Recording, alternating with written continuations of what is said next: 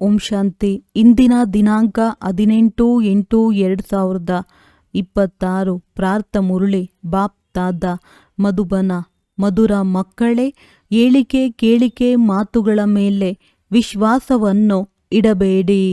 ಒಂದು ವೇಳೆ ಯಾರಾದರೂ ಉಲ್ಟಾ ಸುಲ್ಟಾ ಮಾತುಗಳನ್ನು ತಿಳಿಸಿದರೆ ಒಂದು ಕಿವಿಯಿಂದ ಕೇಳಿ ಇನ್ನೊಂದು ಕಿವಿಯಿಂದ ತೆಗೆದು ಹಾಕಿರಿ. ಪ್ರಶ್ನೆ: ಯಾವ ಮಕ್ಕಳು ಜ್ಞಾನದ ಖುಷಿಯಲ್ಲಿರುವರೋ ಅವರ ಚಿಹ್ನೆಗಳೇನಿರುವುದು? ಉತ್ತರ: ಅವರು ಹಳೆಯ ಕರ್ಮ ಭೋಗದ ಲೆಕ್ಕಾಚಾರವನ್ನು ಆ ಖುಷಿಯಲ್ಲಿ ಮರೆಯುತ್ತಾ ಹೋಗುತ್ತಾರೆ. ಜ್ಞಾನದ ಖುಷಿಯಲ್ಲಿ ದುಃಖ, ನೋವು, ಚಿಂತೆಯ ಪ್ರಪಂಚವೇ ಮರೆತು ಹೋಗುತ್ತದೆ. ಬುದ್ಧಿಯಲ್ಲಿರುತ್ತದೆ, ಈಗಂತೂ ನಾವು ಖುಷಿಯ ಪ್ರಪಂಚಕ್ಕೆ ಹೋಗುತ್ತಿದ್ದೇವೆ. ರಾವಣನು ಶಾಪಗ್ರಸ್ತರನ್ನಾಗಿ ಮಾಡಿ ದುಃಖಿಯನ್ನಾಗಿ ಮಾಡಿದ್ದನು. ಈಗ ತಂದೆಯು ಆ ದುಃಖದ ಚಿಂತೆಯ ಪ್ರಪಂಚದಿಂದ ಬಿಡಿಸಿ ಖುಷಿಯ ಪ್ರಪಂಚದಲ್ಲಿ ಕರೆದುಕೊಂಡು ಹೋಗಲು ಬಂದಿದ್ದಾರೆ. ಗೀತೆ: ನಿಮ್ಮನ್ನು ಪಡೆದ ನಾನು ಜಗತ್ತನ್ನೇ ಪಡೆದೆನು. ಓಂ ಶಾಂತಿ. ಮಧುರಾತಿ ಮಧುರ ಆತ್ಮಿಕ ಮಕ್ಕಳು, ಗೀತೆಯನ್ನು ಕೇಳಿದ್ದೀರಿ. ಅವಶ್ಯವಾಗಿ ಮಕ್ಕಳಿಗೆ ರೋಮಾಂಚನವಾಗಬೇಕು, ಏಕೆಂದರೆ ಖುಷಿಯಂತಹ ಔಷಧಿ ಇಲ್ಲವೆಂದು ಗಾಯನವಿದೆ. ಈಗ ನೀವೆಲ್ಲ ಆತ್ಮಿಕ ಮಕ್ಕಳಿಗೆ ಬೇಹದ್ದಿನ ತಂದೆಯು ಸಿಕ್ಕಿದ್ದಾರೆ. ಬೇಹದ್ದಿನ ತಂದೆಯು ಒಬ್ಬರೇ ಆಗಿದ್ದಾರೆ ಮತ್ತು ಮಕ್ಕಳಿಗೆ ತಿಳಿದಿದೆ, ಯಾವಾಗ ಅನ್ಯರೆಲ್ಲರೂ ಬಂದು ಮಕ್ಕಳಾಗುವರೋ ಅವರಿಗೂ ರೋಮಾಂಚನವಾಗುವುದು. ನೀವು ತಿಳಿದುಕೊಂಡಿದ್ದೀರಿ, ನಮ್ಮ ರಾಜ್ಯವಿತ್ತು, ನಂತರ ರಾಜ್ಯವನ್ನು ಕರೆದುಕೊಂಡೆವು, ಈಗ ಪುನಃ ರಾಜ್ಯವನ್ನು ಪಡೆಯುತ್ತೇವೆ. ಭಾರತವಾಸಿಗಳಿಗಾಗಿ ಇದು ಖುಷಿಯ ಸಮಾಚಾರವಾಗಿದೆ, ಇಲ್ಲವೇ? ಆದರೆ ಚೆನ್ನಾಗಿ ಕೇಳಿಸಿಕೊಂಡು ತಿಳಿದುಕೊಂಡಾಗ ಮಾತ್ರ ನಿಜವಾಗಿಯೂ ಇದು ಖುಷಿಯ ಮಾತಲ್ಲವೇ? ಕಲ್ಪಕಲ್ಪವೂ ತಂದೆಯು ಬರುತ್ತಾರೆ. ತಂದೆಯ ಜನ್ಮವು ಇಲ್ಲಿಯೇ ಗಾಯನವಿದೆ. ಹಬ್ಬಗಳೆಲ್ಲವೂ ಈ ಸಮಯದ್ದಾಗಿದೆ. ತಂದೆಯು ಬಂದು ನಿಮಗೆ ಬಹಳ ಸಹಜ ಮಾರ್ಗವನ್ನು ತಿಳಿಸಿದ್ದಾರೆ. ಮನುಷ್ಯರಿಗಂತೂ ಅನೇಕ ಪ್ರಕಾರದ ಚಿಂತೆ ಇದೆ. ಇಲ್ಲಿ ಈ ಜ್ಞಾನದ ಖುಷಿಯಲ್ಲಿ ಆ ಚಿಂತೆ, ದುಃಖ ಇತ್ಯಾದಿಗಳೆಲ್ಲವೂ ವಿಸ್ಮೃತಿಯಾಗುತ್ತದೆ. ಹೇಗೆ ಯಾವುದೇ ಕಾಯಿಲೆಯು ವಾಸಿಯಾಗುವ ಸಮಯದಲ್ಲಿ ಎಲ್ಲರಿಗೆ ಖುಷಿಯಾಗುತ್ತದೆ, ಕಾಯಿಲೆ ಮೊದಲಾದ ದುಃಖದ ಮಾತುಗಳು ಮರೆತು ಹೋಗುತ್ತವೆ. ಮಾವನ ಮನೆ, ತಂದೆಯ ಮನೆ, ಮಿತ್ರ ಸಂಬಂಧಿ ಮೊದಲಾದವರೆಲ್ಲರೂ ಖುಷಿಯಲ್ಲಿ ಬಂದು ಬಿಡುತ್ತಾರೆ. ನೀವು ಮಕ್ಕಳು ತಿಳಿದುಕೊಂಡಿದ್ದೀರಿ, ನಾವೆಲ್ಲರೂ ವಿಶ್ವದ ಮಾಲೀಕರಾಗಿದ್ದೆವು. ನಂತರ ರಾವಣನು ಶಾಪ ಕೊಟ್ಟಿದ್ದಾನೆ. ಇದು ಚಿಂತೆ ದುಃಖದ ಪ್ರಪಂಚವಾಗಿದೆ. ಮತ್ತೆ ನಾಳೆ ಖುಷಿಯ ಪ್ರಪಂಚವಾಗುವುದು. ಖುಷಿಯ ಪ್ರಪಂಚವು ನೆನಪಿನಲ್ಲಿದ್ದರೆ ಚಿಂತೆ ದುಃಖ ಇತ್ಯಾದಿಗಳೆಲ್ಲವನ್ನು ಮರೆತು ಹೋಗಬೇಕು. ಇದು ತಮೋಪ್ರಧಾನ ಪ್ರಪಂಚವಾಗಿದೆ. ಭಿನ್ನ ಭಿನ್ನ ಪ್ರಕಾರದ ಕರ್ಮ ಭೋಗವಿದೆ. ಅಬಲೆಯರ ಮೇಲೆ ಎಷ್ಟೊಂದು ಅತ್ಯಾಚಾರಗಳಾಗುತ್ತವೆ. ಅನೇಕ ಪ್ರಕಾರದ ವಿಘ್ನಗಳು ಬರುತ್ತವೆ. ಈ ವಿಘ್ನಗಳು ಕರ್ಮ ಭೋಗದ ದಿನಗಳು ಇನ್ನೂ ಸ್ವಲ್ಪವೇ ಸಮಯವಿರುವುದು. ತಂದೆಯು ಧೈರ್ಯ ಕೊಡುತ್ತಾರೆ. ಇನ್ನು ಕೆಲವೇ ದಿನಗಳಿವೆ. ಕಲ್ಪದ ಮೊದಲೂ ಆಗಿತ್ತು. ಕರ್ಮ ಭೋಗದ ಲೆಕ್ಕಾಚಾರವು ಮುಗಿಯಬೇಕಾಗಿದೆ. ಖುಷಿಯಲ್ಲಿ ಎಲ್ಲವನ್ನು ಮರೆಯುತ್ತಾ ಹೋಗಿರಿ. ಕೇವಲ ತಂದೆ ಮತ್ತು ಆಸ್ತಿಯನ್ನು ನೆನಪು ಮಾಡುತ್ತಾ ಇರಿ. ಯಾವುದೇ ಉಲ್ಟಾ ಸುಲ್ಟಾ ಕೆಲಸ ಮಾಡಬೇಡಿರಿ, ಇಲ್ಲವಾದರೆ ಇನ್ನೂ ಶಿಕ್ಷೆಯಾಗುತ್ತದೆ. ಪದವಿಯು ಭ್ರಷ್ಟವಾಗುತ್ತದೆ. ಒಬ್ಬ ತಂದೆಯನ್ನು ನೆನಪು ಮಾಡುವುದು ಮಕ್ಕಳ ಕರ್ತವ್ಯವಾಗಿದೆ. ತಂದೆಯು ತಿಳಿಸುತ್ತಾರೆ, ನನ್ನನ್ನು ನೆನಪು ಮಾಡಿದರೆ ನಿಮ್ಮ ಕರ್ಮಗಳು ವಿನಾಶವಾಗುತ್ತವೆ, ಲೆಕ್ಕಾಚಾರವು ಸಮಾಪ್ತಿಯಾಗುತ್ತದೆ. ಇನ್ನು ಸ್ವಲ್ಪವೇ ಸಮಯವಿದೆ. ಲೆಕ್ಕಾಚಾರಗಳನ್ನು ಮುಗಿಸುತ್ತಾ ಹೋಗಿರಿ, ಏಕೆಂದರೆ ನೀವು ಅಂಧರಿಗೆ ಊರುಗೋಲಾಗಿದ್ದೀರಿ. ನೀವು ನೆನಪು ಮಾಡಿರಿ, ಅನ್ಯರಿಗೂ ಮಾರ್ಗ ತಿಳಿಸಿರಿ. ವಿಘ್ನಗಳು ಬಹಳ ಬರುತ್ತವೆ. ಎಷ್ಟು ಸಾಧ್ಯವೋ ಎಲ್ಲರಿಗೆ ಇದನ್ನು ತಿಳಿಸುತ್ತಾ ಇರಿ. ತಂದೆಯನ್ನು ನೆನಪು ಮಾಡಿ. ಈ ಶಬ್ದವು ಪ್ರಸಿದ್ಧವಾಗಿದೆ. ಮನ್ಮನಾಭವ ಅರ್ಥಾತ್ ಯೇ ಆತ್ಮರೇ ನನ್ನೊಬ್ಬನನ್ನೇ ನೆನಪು ಮಾಡಿರಿ, ಆಗ ನಿಮ್ಮ ಇಂದಿನ ವಿಕರ್ಮಗಳು ಭಸ್ಮವಾಗುತ್ತವೆ. ಇದರಲ್ಲಿ ತಬ್ಬಿಬ್ಬಾಗುವ ಮಾತೇ ಇಲ್ಲ. ಕೇವಲ ತಂದೆಯನ್ನು ನೆನಪು ಮಾಡಿದರೆ ತಮೋಪ್ರಧಾನರಿಂದ ಸತೋಪ್ರಧಾನರಾಗುವಿರಿ. ನೀವು ತಿಳಿದುಕೊಂಡಿದ್ದೀರಿ, 84 ಜನ್ಮಗಳ ಚಕ್ರವನ್ನು ಸುತ್ತಿದ್ದೇವೆ. ಚಕ್ರವನ್ನು ಸುತ್ತುತ್ತಾ ಬಂದಿದ್ದೇವೆ, ಸುತ್ತುತ್ತಲೇ ಇರುತ್ತೇವೆ. ಇದು ಹಳೆಯ ಪ್ರಪಂಚ, ಹಳೆಯ ವಸ್ತ್ರವಾಗಿದೆ. ಇದನ್ನು ಮರೆಯಬೇಕಾಗಿದೆ. ಇದು ಆತ್ಮನ ಬೇಹದ್ದಿನ ಸನ್ಯಾಸವಾಗಿದೆ. ಅವರದ್ದು ಹದ್ದಿನ ಸನ್ಯಾಸವಾಗಿದೆ. ಮನೆಮಠವನ್ನು ಬಿಟ್ಟು ಹೋಗುತ್ತಾರೆ. ಅವರದ್ದು ಸಹ ಡ್ರಾಮಾದಲ್ಲಿ ಪಾತ್ರವಿದೆ. ಮುಂದಿನ ಕಲ್ಪದಲ್ಲಿಯೂ ಇದೇ ರೀತಿಯಾಗುವುದು. ಕ್ಷಣ ಕ್ಷಣವೂ ಯಾವುದು ಕಳೆದು ಹೋಯಿತೋ ಅದು ಡ್ರಾಮಾ. ಪುನಃ ಅದೇ ಡ್ರಾಮಾ ಪುನರಾವರ್ತನೆಯಾಗುವುದು. ಶಾಸ್ತ್ರಗಳೆಲ್ಲವೂ ಭಕ್ತಿ ಮಾರ್ಗದ ಪುಸ್ತಕಗಳಾಗಿವೆ. ಭಕ್ತಿಯ ನಂತರ ಜ್ಞಾನವಿರುತ್ತದೆ. ಈ ಏಣಿಯ ಚಿತ್ರದ ಬಗ್ಗೆ ಅನ್ಯರಿಗೆ ಬಹಳ ಸಹಜವಾಗಿ ತಿಳಿಸಬಹುದಾಗಿದೆ. ಮುಖ್ಯವಾಗಿ ಇರುವ ಚಿತ್ರಗಳನ್ನು ತಮ್ಮ ಮನೆಯಲ್ಲಿಯೂ ಇಟ್ಟುಕೊಳ್ಳಿರಿ. ತ್ರಿಮೂರ್ತಿ ಚಿತ್ರವು ಬಹಳ ಸ್ಪಷ್ಟವಾಗಿದೆ. ಮೇಲೆ ಶಿವನೂ ಇದ್ದಾರೆ, ಬ್ರಹ್ಮ ವಿಷ್ಣು ಶಂಕರರೂ ಇದ್ದಾರೆ. ಸೂಕ್ಷ್ಮವತನವಾಸಿಗಳು ಮತ್ತೆ ಅವರಿಗೂ ಮೇಲೆ ಸರ್ವಶ್ರೇಷ್ಠ ಭಗವಂತನಿದ್ದಾರೆ. ಮಕ್ಕಳು ಸಹ ತಿಳಿದುಕೊಳ್ಳುತ್ತೀರಿ. ಎಲ್ಲಿ ತಂದೆ ಇರುವರೋ ಅದು ನವಾತ್ಮರ ನಿವಾಸ ಸ್ಥಾನವಾಗಿದೆ. ಅದಕ್ಕೆ ನಿರ್ವಾಣಧಾಮವೆಂದಾದರೂ ಹೇಳಿ, ಶಾಂತಿಧಾಮವೆಂದಾದರೂ ಹೇಳಿ, ಒಂದೇ ಮಾತಾಗಿದೆ. ಶಾಂತಿಧಾಮದ ಹೆಸರು ಸರಿಯಾಗಿದೆ. ನಿರ್ವಾಣಧಾಮ ಅರ್ಥಾತ್ ವಾಣಿಯಿಂದ ದೂರವಿರುವ ಧಾಮ, ಅದು ಶಾಂತಿಧಾಮವಾಯಿತು. ಅದು ಶಾಂತಿಧಾಮ. ನಂತರ ಸುಖ ಮತ್ತು ಶಾಂತಿ ಸಂಪತ್ತಿಧಾಮವಿರುವುದು. ನಂತರ ದುಃಖ ಮತ್ತು ಅಶಾಂತಿಧಾಮವಾಗುತ್ತದೆ. ಸುಖಧಾಮದಲ್ಲಂತೂ ಕುಬೇರನ ಅಪಾರ ಖಜಾನೆ ಇರುತ್ತದೆ. ಇಂದು ಹೇಗಿದೆ, ನಾಳೆ ಏನಾಗುವುದು? ಇಂದು ಕಲಿಯುಗದ ಅಂತ್ಯ, ನಾಳೆ ಸತ್ಯಯುಗದ ಆದಿಯಾಗುವುದು. ರಾತ್ರಿ ಹಗಲಿನ ಅಂತರವಿದೆಯಲ್ಲವೇ? ಬ್ರಹ್ಮ ಮತ್ತು ಬ್ರಹ್ಮಮುಖ ವಂಶಾವಳಿ ಬ್ರಾಹ್ಮಣರ ದಿನ ಮತ್ತು ರಾತ್ರಿ ಎಂದು ಹೇಳುತ್ತಾರೆ. ದಿನದಲ್ಲಿ ದೇವತೆಗಳು, ರಾತ್ರಿಯಲ್ಲಿ ಶೂದ್ರರಿರುತ್ತಾರೆ. ನೀವು ಬ್ರಾಹ್ಮಣರು ಮಧ್ಯದಲ್ಲಿದ್ದೀರಿ. ಈ ಸಂಗಮ ಯುಗದ ಬಗ್ಗೆ ಯಾರಿಗೂ ತಿಳಿದಿಲ್ಲ. ಮನುಷ್ಯರು ಸಂಪೂರ್ಣ ಘೋರ ಅಂಧಕಾರದಲ್ಲಿದ್ದಾರೆ. ಅಂದ ಮೇಲೆ ಪ್ರಕಾಶತೆಯಲ್ಲಿ ತರುವುದು ನಿಮ್ಮ ಕರ್ತವ್ಯವಾಗಿದೆ. ಈಗ ಮುಂದೆ ಅದೇ ಮಹಾಭಾರತ ಯುದ್ಧವಿದೆ, ಗಾಯನವಿದೆ. ವಿನಾಶ ಕಾಲದಲ್ಲಿ ವಿಪರೀತ ಬುದ್ಧಿ ವಿನಶ್ಯಂತಿ, ಪ್ರೀತಿ ಬುದ್ಧಿ ವಿಜಯಂತಿ. ಮಕ್ಕಳು ತಿಳಿದುಕೊಂಡಿದ್ದೀರಿ. ತಂದೆಯು ನಮಗೆ ಪುನಃ ಅದೇ ರಾಜ್ಯ ಭಾಗ್ಯವನ್ನು ಕೊಡುತ್ತಾರೆ. ಅದನ್ನು ಮತ್ಯಾರು ಕಸಿದುಕೊಳ್ಳಲು ಸಾಧ್ಯವಿಲ್ಲ. ದ್ವಾಪರದಿಂದ ರಾವಣನ ಪ್ರವೇಶತೆಯಾಗುತ್ತದೆ. ರಾವಣನು ನಮ್ಮ ರಾಜ್ಯವನ್ನು ಕಸಿದುಕೊಂಡಿದ್ದಾನೆ. ಅವನನ್ನು ಶತ್ರುವೆಂದೇ ತಿಳಿಯಿರಿ, ಏಕೆಂದರೆ ಶತ್ರುವಿನ ಪ್ರತಿಮೆಯನ್ನೇ ಮಾಡಿ ಸುಡುತ್ತಾರೆ. ರಾವಣನು ಬಹಳ ಹಳೆಯ ಶತ್ರುವಾಗಿದ್ದಾನೆ.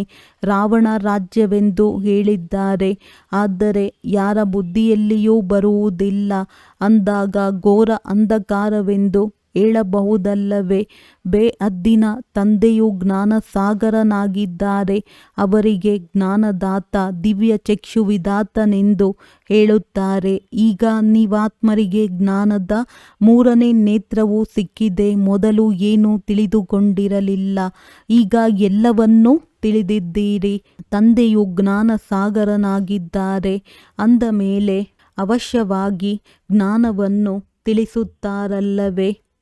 ಜ್ಞಾನವನ್ನು ತಿಳಿಸದೆ ಹೇಗೆ ಸಿದ್ಧವಾಗುವುದು? ನೀವು ನೋಡುತ್ತೀರಿ. ತಂದೆಯು ಜ್ಞಾನವನ್ನು ತಿಳಿಸುತ್ತಾರೆ. ಯಾವ ಜ್ಞಾನದಿಂದ ಅರ್ಧಕಲ್ಪ ಸದ್ಗತಿಯಾಗುತ್ತದೆ. ಭಕ್ತಿಯು ಅರ್ಧಕಲ್ಪ ನಡೆಯಬೇಕಾಗಿದೆ. ಜ್ಞಾನದಿಂದ ಸದ್ಗತಿಯು ಸಂಗಮ ಯುಗದಲ್ಲಿಯೇ ಆಗುತ್ತದೆ. ಮಕ್ಕಳ ಯಾವುದೇ ಮಾತು ಎಂದು ಗುಪ್ತವಾಗಿರುವುದಿಲ್ಲ. ತಂದೆಯು ತಿಳಿಸುತ್ತಾರೆ, ಯಾವುದೇ ಕೆಟ್ಟ ಕೆಲಸವಾದರೆ ತಿಳಿಸಿಬಿಡಿ. ತಂದೆಗೆ ಗೊತ್ತಿದೆ ಕೆಲವರಿಂದ ಕೆಟ್ಟ ಕರ್ಮಗಳಾಗುತ್ತಿರುತ್ತವೆ. ರಾವಣ ರಾಜ್ಯವಲ್ಲವೇ? ಮಾಯೆಯು ಪೆಟ್ಟು ಕೊಡುತ್ತದೆ, ಆದರೆ ಬಹಳ ಮುಚ್ಚಿಡುತ್ತಾರೆ. ತಂದೆಯು ತಿಳಿಸುತ್ತಾರೆ, ಯಾವುದೇ ತಪ್ಪಾದರೆ ಕೂಡಲೇ ತಿಳಿಸುವುದರಿಂದ ಮುಂದಿನದಕ್ಕಾಗಿ ಯುಕ್ತಿಯೂ ಸಿಗುವುದು. ಇಲ್ಲದಿದ್ದರೆ ವೃದ್ಧಿಯಾಗುತ್ತಾ ಹೋಗುತ್ತದೆ. ಕಾಮ ಮಹಾಶತ್ರುವಾಗಿದೆ. ಬಾಬಾ ಮಾಯೆಯ ಬಹಳ ಹೋರಾಟಗಳು ಆಗುತ್ತವೆ ಎಂದು ತಂದೆಗೆ ಪತ್ರವನ್ನು ಬರೆಯುತ್ತಾರೆ. ಮಾಯೆಯಿಂದ ಸುರಕ್ಷಿತವಾಗಿರಲು ಅಂತಹ ಸದಾ ಯೋಗವು ಯಾರದ್ದೂ ಇಲ್ಲ. ಬಹಳ ದೇಹಾಭಿಮಾನವೂ ಬರುತ್ತದೆ. ಅನೇಕರು ಮಾಯೆಯ ಪೆಟ್ಟು ತಿನ್ನುತ್ತಾರೆ. ತಂದೆಯ ಬಳಿ ಎಲ್ಲ ಕಡೆಯಿಂದ ಸಮಾಚಾರ ಬರುತ್ತಿರುತ್ತದೆ. ಪತ್ರಿಕೆಗಳಲ್ಲಿಯೂ ಎಷ್ಟೊಂದು ಉಲ್ಟಾ ಸುಲ್ಟಾ ಹಾಕಿಬಿಡುತ್ತಾರೆ. ಇತ್ತೀಚೆಗೆ ಮನುಷ್ಯರು ಮಾತುಗಳನ್ನು ಎಷ್ಟು ಬೇಕಾದರೂ ಮಾಡಬಲ್ಲರು. ತಮೋಪ್ರಧಾನವಲ್ಲವೇ? ವ್ಯಾಸ ಮಹರ್ಷಿಗೆ ಯಾವಾಗ ರಜೋ ಬುದ್ಧಿ ಇತ್ತೋ ಆಗ ಯಾವ ಮಾತುಗಳನ್ನು ಕುಳಿತು ಬರೆದಿದ್ದಾರೆ. ತಂದೆಯು ಮಕ್ಕಳಿಗೆ ತಿಳಿಸುವುದೇನೆಂದರೆ, ಹೇಳಿಕೆ ಕೇಳಿಕೆ ಮಾತುಗಳಲ್ಲಿ ಎಂದೂ ವಿಶ್ವಾಸವನ್ನಿಡಬೇಡಿ, ಮುನಿಸಿಕೊಳ್ಳಬೇಡಿ. ಇಂಥವರು ಹೀಗೆ ಹೇಳಿದ್ದರು, ಹೀಗೆ ಮಾಡಿದ್ದರು ಎಂದು ತಲೆಯೇ ತಿರುಗಿಬಿಡುತ್ತದೆ. ತಮೋಪ್ರಧಾನ ಪ್ರಪಂಚವಾಗಿದೆ. ಮಾಯೆಯು ಬೀಳಿಸುವ ಪ್ರಯತ್ನ ಪಡುತ್ತದೆ ಎಂದು ತಿಳಿದುಕೊಳ್ಳುವುದೇ ಇಲ್ಲ. ಯಾರಾದರೂ ಸುಳ್ಳು ಮಾತುಗಳನ್ನು ತಿಳಿಸಿದ್ದರೆ ಒಂದು ಕಿವಿಯಿಂದ ಕೇಳಿ, ಇನ್ನೊಂದರಿಂದ ತೆಗೆದುಬಿಡಿ. ಅನ್ಯರಿಗೂ ಇದೇ ಸಂದೇಶವನ್ನು ಕೊಡುತ್ತಾ ಇರಿ. ತಂದೆಯು ತಿಳಿಸುತ್ತಾರೆ, ನಾನು ಸಂದೇಶವನ್ನು ತೆಗೆದುಕೊಂಡು ಬರುತ್ತೇನೆ. ಈಗ ಏ ಆತ್ಮರೇ, ಶ್ರೀಮತದಂತೆ ನಡೆಯಿರಿ. ನನ್ನ ಸಂದೇಶ ನೀಡಿ. ಕೇವಲ ನನ್ನೊಬ್ಬನನ್ನೇ ನೆನಪು ಮಾಡಿರಿ. ಯಾರು ನೆನಪು ಮಾಡುವರೋ ಅವರು ತಮ್ಮದೇ ಕಲ್ಯಾಣ ಮಾಡಿಕೊಳ್ಳುವರು. ಆತ್ಮವೇ ನೆನಪು ಮಾಡಬೇಕಾಗಿದೆ. ಆತ್ಮವೇ ಮರೆಯುತ್ತದೆ. ಈಗ ತಂದೆಯ ಶ್ರೀಮತ ಸಿಗುತ್ತದೆ. ಇದರಲ್ಲಿ ಆಶೀರ್ವಾದ ಅಥವಾ ದಯೆ ಇತ್ಯಾದಿಗಳೇನನ್ನೂ ಕೇಳುವಂತಿಲ್ಲ. ಕೇವಲ ತಂದೆಯನ್ನು ನೆನಪು ಮಾಡಬೇಕು ಮತ್ತು ಅನ್ಯ ಮಾತುಗಳನ್ನು ಕೇಳುವ ಅವಶ್ಯಕತೆಯೇ ಇರುವುದಿಲ್ಲ. ಸೃಷ್ಟಿ ಚಕ್ರವು ಹೇಗೆ ಸುತ್ತುತ್ತದೆ ಎಂಬುದನ್ನಂತೂ ಕೇಳಿದ್ದೀರಿ. ಇದರಲ್ಲಿ ಯಾವುದೇ ಕಿರಿಕಿರಿ ಮಾತಿಲ್ಲ. ಘೋರ ಅಂಧಕಾರದಲ್ಲಿಯೇ ತಂದೆಯು ಬರುತ್ತಾರೆ. ಆದ್ದರಿಂದ ಶಿವರಾತ್ರಿಯನ್ನು ಆಚರಿಸುತ್ತಾರೆ. ಕೃಷ್ಣನ ಜನ್ಮವನ್ನು ಸಹ ರಾತ್ರಿಯಲ್ಲಿಯೇ ಆಚರಿಸುತ್ತಾರೆ. ಮಂದಿರಗಳಲ್ಲಿ ರಾತ್ರಿಯ ಸಮಯ ಪಾಯಸ, ಪೂರಿ ಇತ್ಯಾದಿಗಳು ತಯಾರಾಗುತ್ತದೆ. ಅಂದ ಮೇಲೆ ಶಿವನಿಗಾಗಿ ಏನು ಮಾಡಿಸುತ್ತೀರಿ? ಅವರಂತೂ ನಿರಾಕಾರನಾಗಿದ್ದಾರೆ. ಯಾರಿಗೂ ಅರ್ಥವಾಗುವುದಿಲ್ಲ. ತಂದೆಯು ಯಾವ ಗಳಿಗೆ ಬರುತ್ತಾರೆ ಮತ್ತು ಹೇಗೆ ಹೊರಟು ಹೋಗುತ್ತಾರೆ. ಸದಾ ಸವಾರಿ ಮಾಡುವುದಿಲ್ಲ. ಬರುತ್ತಾರೆ ಮತ್ತೆ ಹೊರಟು ಹೋಗುತ್ತಾರೆ. ಈಗ ನೀವು ಮಕ್ಕಳು ಕುಳಿತುಕೊಂಡಿದ್ದೀರಿ. ನಾವು ಶಿವನ ಮೊಮ್ಮಕ್ಕಳಾಗಿದ್ದೇವೆ. ಅವರಿಂದ ಆಸ್ತಿಯೂ ಸಿಗುತ್ತದೆ. ಬ್ರಹ್ಮರವರಿಗೂ ಸಹ ಅವರಿಂದಲೇ ಆಸ್ತಿಯೂ ಸಿಗುತ್ತದೆ. ಇವರು ಮನುಷ್ಯನಲ್ಲವೇ? ಸದ್ಗತಿಯಲ್ಲಿ ಮೊದಲ ನಂಬರಿನವರು ಈ ಶ್ರೀಕೃಷ್ಣನಾಗಿದ್ದಾನೆ. ಕೃಷ್ಣನು ಎಲ್ಲರಿಗೆ ಪ್ರಿಯವಾಗಿದ್ದಾನೆ. ಸತೋಪ್ರಧಾನ ಬಾಲ್ಯಾವಸ್ಥೆಯಲ್ಲವೇ? ಸ್ವಲ್ಪ ದೊಡ್ಡವರಾದ ಮೇಲೆ ಅವರಿಗೆ ಸತೋ ಎಂದು ಹೇಳಲಾಗುತ್ತದೆ. ಮತ್ತೆ ರಜೋ ತಮೋ. ಶ್ರೀಕೃಷ್ಣ ರಾಧೆಯೇ ಮತ್ತೆ ಲಕ್ಷ್ಮೀ ನಾರಾಯಣರಾಗುತ್ತಾರೆ. ಯಾರಿಗೆ ತಂದೆಯು ಜ್ಞಾನ ಕೊಟ್ಟಿದ್ದಾರೆಯೋ ಅವರಿಗೆ ಕೊಡುತ್ತಾರೆ. ಭಾರತದಲ್ಲಿಯೇ ದೇವಿ ದೇವತೆಗಳು ಬಂದು ಹೋಗಿದ್ದಾರೆ. ಆದ್ದರಿಂದ ಮಂದಿರಗಳು ಭಾರತದಲ್ಲಿಯೇ ಬಹಳಷ್ಟಿವೆ. ಕ್ರಿಶ್ಚಿಯನ್ನರ ಚರ್ಚ್ನಲ್ಲಿ ಕ್ರೈಸ್ತನ್ನು ನೋಡುತ್ತೀರಿ. ಆದರೆ ದೇವತೆಗಳ ಮಂದಿರಗಳು ನೋಡಿ ಎಷ್ಟಿವೆ. ತಂದೆಯು ನಮ್ಮನ್ನು ಮನುಷ್ಯರಿಂದ ದೇವತೆಗಳನ್ನಾಗಿ ಮಾಡಲು ಅಥವಾ ಭಾರತವನ್ನು ಸ್ವರ್ಗವನ್ನಾಗಿ ಮಾಡಲು ಬಂದಿದ್ದಾರೆ. ನಾವು ತಂದೆಯನ್ನು ನೆನಪು ಮಾಡಿ ಪಾವನರಾಗುತ್ತಿದ್ದೇವೆ. ತಂದೆಯ ಜೊತೆ ನಾವು ಸಹ ಭಾರತವನ್ನು ಸ್ವರ್ಗವನ್ನಾಗಿ ಮಾಡುತ್ತಿದ್ದೇವೆ. ಹೇಗೆ ನಾವು ತಂದೆಯ ಜೊತೆ ಬಂದಿದ್ದೇವೆ. ಭಕ್ತಿ ಮಾರ್ಗದಲ್ಲಿ ದೇವತೆಗಳ ಮಂದಿರ ಮೂರ್ತಿಗಳಿಗಾಗಿ ಎಷ್ಟೊಂದು ಖರ್ಚು ಮಾಡಿಸುತ್ತಾರೆ. ಉತ್ಪತ್ತಿ ಮಾಡಿ ಪಾಲನೆ ಮಾಡಿ ಮತ್ತೆ ಅವರೇ ವಿನಾಶ ಮಾಡಿಬಿಡುತ್ತಾರೆ. 9 ದಿನಗಳಲ್ಲಿಯೇ ಮುಳುಗಿಸಿ ಬಿಡುತ್ತಾರೆ. ಆ ಮೂರ್ತಿಗಳಲ್ಲಿ ಬಹಳ ಪ್ರೀತಿ ಇರುತ್ತದೆ. ಕಲ್ಕತ್ತಾದಲ್ಲಿ ನವರಾತ್ರಿಯನ್ನು ಬಹಳ ಚೆನ್ನಾಗಿ ಆಚರಿಸುತ್ತಾರೆ. ಇವೆಲ್ಲ ಮಾತುಗಳನ್ನು ನೋಡಿ ಈಗ ಆಶ್ಚರ್ಯವೆನಿಸುತ್ತದೆ. ಮೊದಲಂತೂ ನಾವೂ ಸಹ ಪಾತ್ರಧಾರಿಯಾಗಿದ್ದೆವು. ಕೋಟ್ಯಾಂತರ ರೂಪಾಯಿಗಳನ್ನು ಖರ್ಚು ಮಾಡುತ್ತಾರೆ. ಎಷ್ಟು ಅಂಧಶ್ರದ್ಧೆ ಇದೆ. ರಾಮಾಯಣದೊಂದಿಗೆ ಎಷ್ಟು ಪ್ರೀತಿ ಇರುತ್ತದೆ. ಆ ಮಾತುಗಳನ್ನು ಕೇಳುತ್ತಾ ಕಣ್ಣೀರು ಹಾಕುತ್ತಾರೆ. ಇದೆಲ್ಲವೂ ಭಕ್ತಿ ಮಾರ್ಗವಾಗಿದೆ. ಇದರಿಂದ ಲಾಭವೇನೂ ಇಲ್ಲ. ತಂದೆಯು ಈಗ ನಮ್ಮನ್ನು ಎಷ್ಟು ಬುದ್ಧಿವಂತರನ್ನಾಗಿ ಮಾಡುತ್ತಾರೆ. ಆದ್ದರಿಂದ ಇದೆಲ್ಲವನ್ನು ಕೇಳಿ ಇಲ್ಲಿಯದನ್ನು ಇಲ್ಲಿಯೇ ಮರೆತು ಬಿಡಿ. ಎಲ್ಲ ಮಾತುಗಳನ್ನು ನೆನಪಿಟ್ಟುಕೊಳ್ಳಿರಿ. ರಿಫ್ರೆಶ್ ಆಗಿ ಹೋಗಿರಿ. ತಮ್ಮನ್ನು ಆತ್ಮನೆಂದು ತಿಳಿದು ದೇಹ ಸಹಿತ ಏನೆಲ್ಲವನ್ನು ನೋಡುತ್ತೀರೋ ಎಲ್ಲವನ್ನೂ ಮರೆಯಿರಿ. ಇದೆಲ್ಲವೂ ಸ್ಮಶಾನವಾಗಿದೆ. ದೆಹಲಿಯಲ್ಲಿ ಬಿರ್ಲಾ ಮಂದಿರದಲ್ಲಿ ಬರೆಯಲ್ಪಟ್ಟಿದೆ. ಭಾರತವು ಪರಿಸ್ಥಾನವಾಗಿತ್ತು. ಅದನ್ನು ಧರ್ಮರಾಜನು ಸ್ಥಾಪನೆ ಮಾಡಿದ್ದರು. ಈಗ ನೀವು ಮಕ್ಕಳು ತಿಳಿದುಕೊಂಡಿದ್ದೀರಿ. ಈ ಪ್ರಪಂಚವು ಸ್ಮಶಾನವಾಗಲಿದೆ. ತಂದೆಯು ತಿಳಿಸುತ್ತಾರೆ, ಎಲ್ಲರೂ ಕಾಮಚಿತೆಯನ್ನೇರಿ ಸುಟ್ಟು ಹೋಗಿದ್ದಾರೆ. ಕ್ರೋಧವು ಚಿತೆಯೆಂದು ಹೇಳಲಾಗುವುದಿಲ್ಲ, ಕಾಮಚಿತೆಯೆಂದು ಹೇಳಲಾಗುತ್ತದೆ. ಅದರಲ್ಲಿಯೂ ಹಗುರ ನಶೆ, ಅರ್ಧ ನಶೆಯೂ ಇರುತ್ತದೆ. ಮಕ್ಕಳಿಗೆ ತಂದೆಯು ಕುಳಿತು ತಿಳಿಸುತ್ತಾರೆ, ಮನೆಯಲ್ಲಿಯೇ ಒಂದು ವೇಳೆ ಯಾರಾದರೂ ಕುಪುತ್ರರಾಗಿದ್ದರೆ ತಂದೆಯ ಗೌರವವನ್ನು ಕಳೆಯುತ್ತೀರಿ ಎಂದು ಹೇಳುತ್ತಾರಲ್ಲವೇ. ತಂದೆಯ ಗೌರವವು ಕಳೆಯುತ್ತದೆಯಲ್ಲವೇ. ಬೇಹದ್ದಿನ ತಂದೆಯೂ ಸಹ ಹೇಳುತ್ತಾರೆ, ನೀವು ಮುಖ ಕಪ್ಪು ಮಾಡಿಕೊಂಡರೆ ಬ್ರಾಹ್ಮಣ ಕುಲಭೂಷಣ ಯಾರು ದೇವತೆಯಾಗುವರೋ ಅವರ ಹೆಸರನ್ನು ಕೆಡಿಸುತ್ತೀರಿ. ನೀವು ಮಕ್ಕಳಿಗೆ ತಿಳಿದಿದೆ, ನಾವು ಪವಿತ್ರತೆಯ ಬಲದಿಂದಲೇ ಭಾರತವನ್ನು ಪುನಃ ಶ್ರೇಷ್ಠಾಚಾರಿ ದೇವತೆಯನ್ನಾಗಿ ಮಾಡುತ್ತೇವೆ. ನಿಮಗಾಗಿ ಇದು ಸಾಮಾನ್ಯ ಮಾತಾಗಿದೆ. ನೋಡುತ್ತೀರಿ, ಮಹಾಭಾರತ ಯುದ್ಧವು ನಿಂತಿದೆ. ಇದರಿಂದಲೇ ಸ್ವರ್ಗದ ಬಾಗಿಲು ತೆರೆಯುವುದು. ಶಾಸ್ತ್ರಗಳಲ್ಲಿ ಮಹಾಭಾರತ ಯುದ್ಧವನ್ನಂತೂ ತೋರಿಸಿದ್ದಾರೆ. ಅದರ ನಂತರ ಏನಾಯಿತು ಎಂಬುದನ್ನು ತೋರಿಸಿಲ್ಲ. ಪ್ರಳಯವಾಯಿತೆಂದು ಹೇಳುತ್ತಾರೆ. ಒಂದು ಕಡೆ ಕೃಷ್ಣನನ್ನು ತಾಯಿಯ ಗರ್ಭದಿಂದ ಜನ್ಮ ಪಡೆದನೆಂದು ತೋರಿಸುತ್ತಾರೆ. ಇನ್ನೊಂದು ಕಡೆ ಆಲದ ಎಲೆಯ ಮೇಲೆ ತೇಲಿ ಬಂದನೆಂದು ಹೇಳುತ್ತಾರೆ. ಏನನ್ನೂ ತಿಳಿದುಕೊಳ್ಳುವುದಿಲ್ಲ. ಅಲ್ಲಂತೂ ಗರ್ಭ ಮೆಹಲಿನಲ್ಲಿ ಬಹಳ ವಿಶ್ರಾಂತಿಯಿಂದ ಇರುತ್ತಾರೆ. ಬಾಕಿ ಸಾಗರದಲ್ಲಿ ಎಲೆಯ ಮೇಲೆ ಬರಲು ಸಾಧ್ಯವಿಲ್ಲ. ಇದು ಅಸಂಭವವಾಗಿದೆ. ಇದೆಲ್ಲವೂ ನಾಟಕದಲ್ಲಿ ಮಾಡಲ್ಪಟ್ಟಿದೆ. ಅದನ್ನು ನೀವು ತಿಳಿದುಕೊಂಡಿದ್ದೀರಿ. ಕಲ್ಪಕಲ್ಪವೂ ಈ ರೀತಿ ಆಗಿಯೇ ಆಗುತ್ತದೆ. ಈಗ ಮಕ್ಕಳು ತಮ್ಮ ಕಲ್ಯಾಣ ಮಾಡಿಕೊಳ್ಳಬೇಕಾಗಿದೆ ಮತ್ತು ಅನ್ಯರ ಕಲ್ಯಾಣವನ್ನು ಮಾಡಿಕೊಳ್ಳಬೇಕಾಗಿದೆ. ಮೂಲ ಮಾತು ಇದಾಗಿದೆ. ತಂದೆಯು ಸ್ವರ್ಗದ ರಚಯಿತನಾಗಿದ್ದಾರೆ. ಅವರಿಗೆ ಸ್ವರ್ಗದ ರಚಯಿತ ತಂದೆಯೆಂದು ಹೇಳಲಾಗುತ್ತದೆ. ಅಂದ ಮೇಲೆ ನಾವು ಮಕ್ಕಳು ಸ್ವರ್ಗದ ಮಾಲೀಕರಾಗಬೇಕಲ್ಲವೇ. ಶಿವಜಯಂತಿಯನ್ನೂ ಸಹ ಭಾರತದಲ್ಲಿಯೇ ಆಚರಿಸುತ್ತಾರೆ.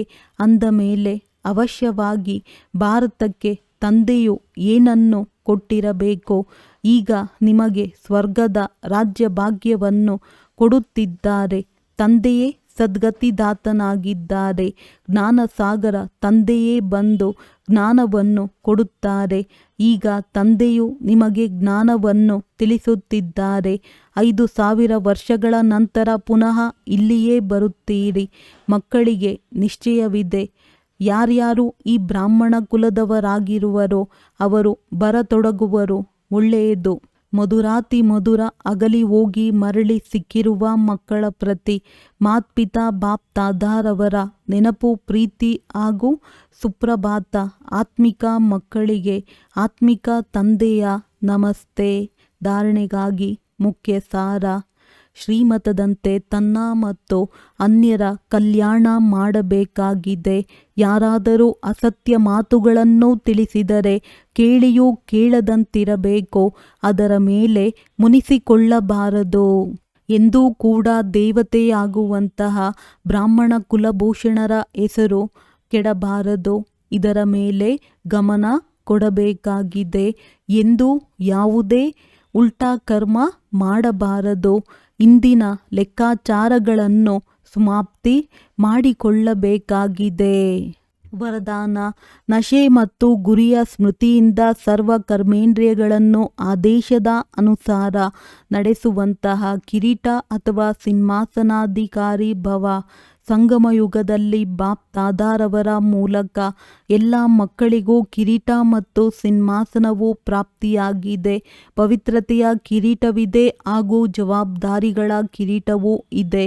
ಅಕಾಲ ಸಿಂಹಾಸನವೂ ಇದೆ. ಹೃದಯ ಸಿಂಹಾಸನಾಧಿಕಾರಿಯೂ ಆಗಿದ್ದೀರಿ. ಯಾವಾಗ ಈ ರೀತಿ ಡಬಲ್ ಕಿರೀಟ ಮತ್ತು ಸಿಂಹಾಸನಾಧಿಕಾರಿ ಆಗುತ್ತೀರೆಂದರೆ ನಶೆ ಮತ್ತು ಗುರಿಯೂ ಸಹ ಸ್ವತಃವಾಗಿಯೇ ನೆನಪಿರುತ್ತದೆ. ಆನಂತರ ಈ ಕರ್ಮೇಂದ್ರಿಯಗಳು ಸಹ ಆಯಿತು ಪ್ರಭು ತಮ್ಮ ಆಜ್ಞೆ ಎನ್ನುತ್ತಾ ಬಾಗುತ್ತದೆ. ಯಾರು ಕಿರೀಟ ಅಥವಾ ಸಿಂಹಾಸನವನ್ನು ಬಿಟ್ಟು ಬಿಡುತ್ತಾರೆಯೋ ಅವರ ಆದೇಶವನ್ನು ಯಾವುದೇ ಕರ್ಮಚಾರಿಯೂ ಪಾಲಿಸುವುದಿಲ್ಲ. ಸ್ಲೋಗನ್: ಬಲಹೀನ ಸಂಕಲ್ಪವೇ ಪ್ರಸನ್ನ ಚಿತ್ತರಿಗೆ ಬದಲು ಪ್ರಶ್ನ ಚಿತ್ತರನ್ನಾಗಿ ಮಾಡಿಬಿಡುತ್ತದೆ. ಅವ್ಯಕ್ತ ಸೂಚನೆಗಳು: ಅಪವಿತ್ರತೆಯ ಬೀಜವನ್ನು ಸಮಾಪ್ತಿ ಮಾಡಿ ಸಂಪೂರ್ಣ ಸ್ವಚ್ಛ ಆಗಿರಿ. ಈಶ್ವರಿಯ ಸೇವೆಯ ಬಹಳ ದೊಡ್ಡ ಪುಣ್ಯವಾಗಿದೆ. ಪವಿತ್ರತೆಯ ದಾನ ಕೊಡುವುದು, ಪವಿತ್ರ ಆಗುವುದು ಹಾಗೂ ಅನ್ಯರನ್ನು ಮಾಡುವುದೇ ಪುಣ್ಯ ಆತ್ಮ ಆಗುವುದು ಆಗಿದೆ. ಏಕೆಂದರೆ ಯಾವುದೇ ಆತ್ಮನನ್ನು ಆತ್ಮಘಾತ ಮಹಾಪಾಪದಿಂದ ಬಿಡಿಸುತ್ತೀರಿ. ಅಪವಿತ್ರತೆ ಆತ್ಮಘಾತವಾಗಿದೆ. ಪವಿತ್ರತೆ ಜೀವದಾನ ಆಗಿದೆ. ಒಳ್ಳೆಯದು. ಓಂ ಶಾಂತಿ.